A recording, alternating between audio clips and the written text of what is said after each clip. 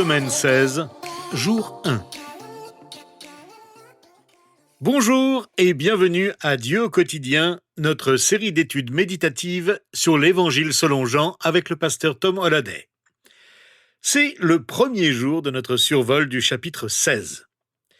Je voudrais vous rappeler que l'enseignement de Jésus au chapitre 16 et 17 de notre Évangile a commencé alors que les disciples de Jésus ont quitté la chambre haute où ils ont pris leur dernier repas ensemble, là où Jésus avait commencé à leur parler de la venue du Saint-Esprit, comme nous l'avons vu au chapitre 13 et 14. C'est là qu'ils ont chanté ensemble des cantiques à Dieu. Le groupe se dirige à présent vers Gethsémane, où Jésus passera un dernier moment avec ses disciples. Dans l'agonie, il priera avec eux et sera finalement trahi dans ce jardin.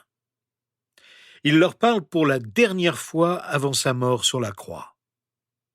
On les imagine marcher en fin de soirée dans des rues sombres et poussiéreuses, en passant probablement devant le temple et la forteresse romaine, en descendant ensuite par les portes de la ville et en longeant un ravin jusqu'au jardin des Oliviers, un lieu appelé Gethsémane. C'est pendant ce trajet que Jésus a parlé à ses disciples. Il savait que ce serait son dernier enseignement, qu'il serait trahi, arrêté et crucifié. Il les enseignera à nouveau après sa résurrection. Pendant ces derniers moments, avec ceux qu'il a aimés à l'extrême, il leur parle de l'action de l'Esprit qu'ils vont recevoir. Il leur parle des ressources spirituelles qu'ils vont recevoir. Il leur explique comment, pourquoi et où ils vont pouvoir combler leurs besoins les plus profonds.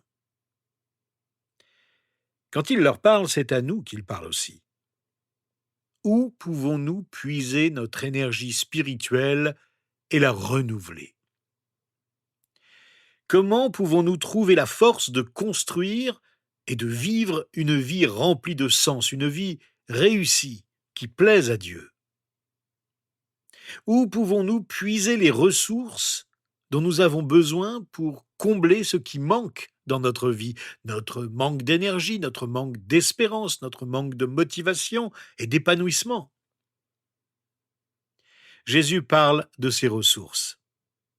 Tout au long de notre réflexion sur le chapitre 16 de notre Évangile, nous parlerons des ressources comme la prière, la joie et la paix. Et nous nous concentrerons sur la plus grande de ces ressources, l'Esprit de Dieu, et sur la manière dont il œuvre dans nos vies. La semaine dernière, à la fin du chapitre 15, nous avons examiné ensemble le fait que nous risquons d'être rejetés à cause de notre foi. Cette semaine, au début du chapitre 16, Jésus explique à ses disciples pourquoi il en est ainsi. Et il leur parle des sentiments qu'ils éprouveront lorsque cela leur arrivera. Écoutons ce qu'il leur dit et que nous lisons au verset 1 à 6 de notre chapitre. Je vous ai dit cela afin que vous ne trébuchiez pas. On vous exclura des synagogues. Et même l'heure vient où tous ceux qui vous feront mourir croiront offrir un culte à Dieu. Ils agiront ainsi parce qu'ils n'ont connu ni le Père ni moi. Je vous ai dit cela afin que, l'heure venue, vous vous souveniez que je vous l'ai dit. Je ne vous en ai pas parlé dès le début parce que j'étais avec vous. Maintenant, je m'en vais vers celui qui m'a envoyé. Et aucun de vous ne me demande où vas-tu. Mais parce que je vous ai parlé ainsi, la tristesse a rempli votre cœur. Voyez-vous, Jésus parle ainsi à ses disciples pour qu'ils ne s'égarent pas. Il ne veut pas qu'aucun d'entre eux ne s'écarte de lui, ne s'écarte de la vie et du ministère qu'il a préparé pour eux. Il leur dit cela parce qu'ils ne comprenaient pas ce qui se passait. Et il ajoute, vous ne comprendrez pas tout ce qui va se passer dans les prochains jours, mais continuez à me suivre. Puis Jésus ajoute, je vous dis cela parce qu'au début, j'étais avec vous. Et quand Jésus était avec eux, tout le rejet se concentrait sur lui, en chair et en os, et non sur ses disciples. Maintenant, il s'en va, et le rejet va se concentrer sur eux. Ils seront chassés des synagogues. Ils seront rejetés par les personnes même avec lesquelles ils ont grandi. Voilà pourquoi Jésus dit à la fin du verset 6, « Mais parce que je vous ai parlé ainsi, la tristesse a rempli votre cœur. » Il commence à leur parler de la tristesse et de ce que Dieu fera dans leur vie lorsqu'ils se confronteront à la perte et à la tristesse qui en découle. Voici ce qu'il leur dit au verset 7 à 11. « Cependant, je vous dis la vérité. Il vaut mieux pour vous que je m'en aille. En effet, si je ne m'en vais pas, le défenseur ne viendra pas vers vous. Mais si je m'en vais, je vous l'enverrai. Et quand il sera venu, il convaincra le monde en ce qui concerne le péché, la justice et le jugement. En ce qui concerne le péché, parce qu'il ne croit pas en moi. La justice, parce que je vais auprès de mon Père et que vous ne me verrez plus. Le jugement, parce que le prince de ce monde est jugé. » Jésus leur parle du Saint-Esprit. Tout au long des chapitres 13 à 17 de l'Évangile selon Jean, nous avons vu à maintes reprises, ou nous le verrons encore, que si nous ne comprenons pas combien la puissance du Saint-Esprit est grande, nous vivons en dessous de nos privilèges, de notre potentiel et des promesses de Jésus. En parcourant ces chapitres, nous avons vu le triple ministère du Saint-Esprit évoqué dans les chapitres 14 à 16 de notre livre. Au chapitre 14, l'Esprit est présenté comme un conseiller qui réconforte le croyant. Et ici, au chapitre 16, l'Esprit est présenté comme un témoin qui convainc l'incroyant. Plus tard dans le chapitre, nous verrons que l'Esprit est aussi un guide qui convainc le croyant. L'Esprit de Dieu est venu habiter en nous pour vivre en permanence en nous, croyants, grâce à la mort et à la résurrection de Jésus. Jésus a donc dû mourir pour que l'Esprit de Dieu vienne avec puissance dans nos vies. L'Esprit est à l'œuvre. Il est à l'œuvre dans les croyants. Il est à l'œuvre dans le monde. Nous parlerons demain de son œuvre dans la vie des croyants. Aujourd'hui, nous nous concentrerons sur son œuvre dans le monde entier. L'Esprit de Dieu a toujours été à l'œuvre dans le monde. On le voit à l'œuvre dans le monde tout au long de l'Ancien Testament. Mais l'œuvre de l'Esprit est amplifiée dans le monde par la vie, la mort et la résurrection de Jésus. Quand Jésus a parlé de l'œuvre de l'Esprit dans le monde, souvenez-vous que la semaine dernière, nous avons parlé du fait que le monde actuel est un monde incrédule, mais que l'Esprit le convaincra. Il utilise un mot fort, un terme juridique, qui signifie mettre en lumière, exposer, réfuter, convaincre. On pourrait le traduire par prononcer le verdict. D'une certaine manière, l'Esprit nous interroge jusqu'à ce que nous reconnaissions la vérité. La vérité sur quoi? La vérité sur le péché, la justice et le jugement. C'est de cela que Jésus parle ici. Voyez-vous, l'Esprit habite ceux qui ont placé leur confiance en lui. Il vient vivre en permanence dans nos cœurs de croyants. Il vient en nous dès le moment où nous confessons notre foi en Dieu et en l'œuvre de Jésus-Christ dans nos vies. L'Esprit de Dieu habite les croyants, mais il œuvre aussi dans la vie de chaque personne sur cette planète. Il n'habite pas dans chaque cœur, mais il parle à chaque cœur. Et de quoi parle-t-il à chaque cœur? Il parle du péché, il parle de justice, il parle du jugement. C'est pourquoi nous n'avons aucune excuse pour notre péché. L'Esprit Saint nous dit la vérité. Nous sommes séparés de Dieu. Nous sommes loin d'être parfaits. Nous sommes perdus à cause de cette séparation d'avec Dieu, de ce péché qui est dans nos vies.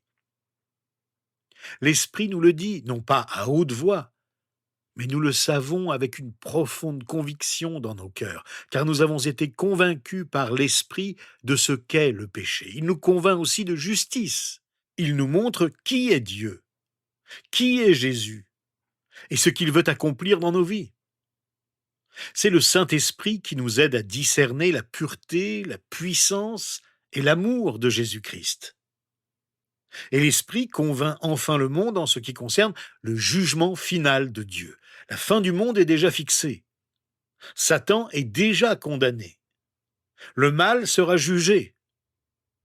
Lorsque Jésus parle ici de jugement, il se concentre sur Satan. Il dit « Satan connaît sa fin, et nous connaissons la nôtre. Nous savons où les choses nous mènent. » C'est le rôle de l'Esprit de convaincre. Le nôtre est de témoigner. Nous n'avons pas à convaincre le monde, mais notre mission est de témoigner. Nous sommes appelés à annoncer la bonne nouvelle, et non à convaincre le monde. Nous n'avons pas à convaincre le monde, car c'est le rôle du Saint-Esprit. « Vous serez mes témoins », dit la Bible. Jésus n'a pas dit « vous serez mes procureurs ». Notre rôle est de témoigner avec amour et de laisser l'Esprit de Dieu agir dans la vie de ceux que nous rencontrons.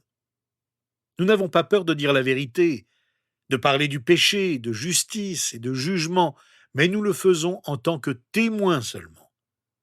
Ce que nous apportons, c'est la bonne nouvelle. Voilà ce que le monde a besoin d'entendre. Le jour du retour de Jésus, l'Esprit convaincra tout le monde que Dieu est Dieu, qu'il est le maître de l'univers, qu'il est Seigneur. Même ceux qui ont rejeté Dieu toute leur vie le reconnaîtront et s'inclineront devant lui. Notre rôle est d'annoncer que Dieu nous donne encore l'occasion de croire en lui et d'accepter Jésus-Christ comme le Sauveur, comme le seul capable de nous conduire auprès du Père par l'œuvre du Saint-Esprit qui lui seul peut nous en convaincre. Reconnaissons donc ensemble dans la prière l'œuvre de l'Esprit de Dieu dans nos vies et dans celle qu'il veut convaincre.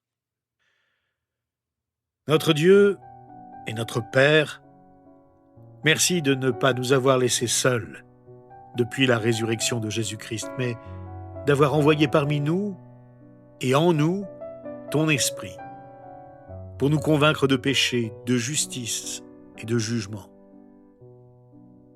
Esprit de Dieu, tu ne veux pas nous convaincre pour nous séparer du Père et du Fils, mais pour nous ramener à Dieu. Tu veux que nous reconnaissions notre péché pour que nous puissions demander et recevoir le pardon de toutes nos fautes. Tu ne veux pas nous convaincre de justice pour que nous soyons punis pour tous nos égarements, mais pour que nous acceptions la grâce qui nous libère de notre enchaînement au mal. Tu ne veux pas nous convaincre de jugement pour que nous soyons à jamais séparés de toi, mais pour que nous soyons réunis à jamais avec Dieu le Père, Dieu le Fils et Dieu le Saint-Esprit. Merci de nous avoir convaincus. Merci de nous aider à être de fidèles témoins qui n'ont pas honte de parler de toi et de la bonne nouvelle du salut autour de nous. C'est avec humilité, mais aussi avec conviction, que nous voulons parler de toi et vivre comme tu veux que nous vivions avec l'aide du Saint-Esprit. Permets donc que nous devenions des exemples de foi et que nous n'ayons jamais peur du rejet et même de la persécution. Merci Seigneur de ne jamais nous laisser seuls. Nous comptons sur toi pour être meilleurs et sommes si reconnaissants de savoir que nous t'appartenons à jamais. C'est au nom de Jésus que nous t'adressons notre prière. Amen. Rejoignez-nous demain. Nous allons continuer à étudier ensemble l'enseignement de Jésus au chapitre 16 de l'Évangile selon Jean et la manière dont le Saint-Esprit agit dans la vie des croyants.